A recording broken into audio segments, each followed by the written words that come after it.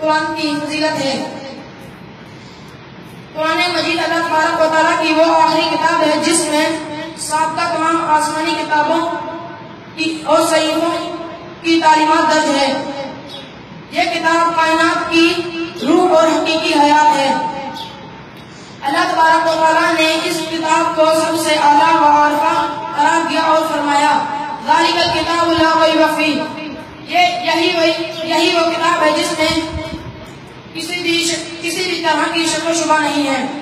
میں نے قرآن سے پوچھا بتا تیرا نام کیا ہے؟ قرآن نے جواب دیا قرآن مجید، میرا نام قرآن مجید ہے۔ میں نے قرآن سے پوچھا بتا تیری زبان کیا ہے؟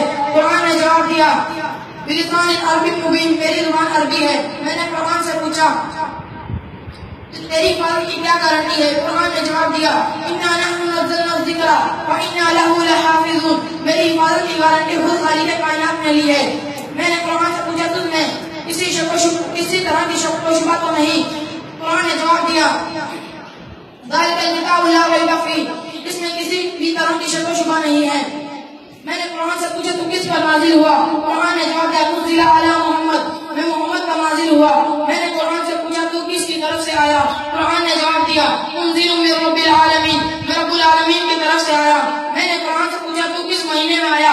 قرآن نے جواب دیا شہر رمضان الذی انزل فیہ القرآن، میں رمضان المبارک کے مہینے میں آیا۔ میں نے قرآن سے پوچھا تو کس رات میں آیا؟ قرآن نے جواب دیا انا انزلناہ فی لیلۃ القدر، میں لیلۃ القدر کی رات میں آیا۔ حضور اکرم صلی اللہ علیہ وسلم نے قرآن کے بارے میں فرمایا القرآن حجۃ لک و علیک،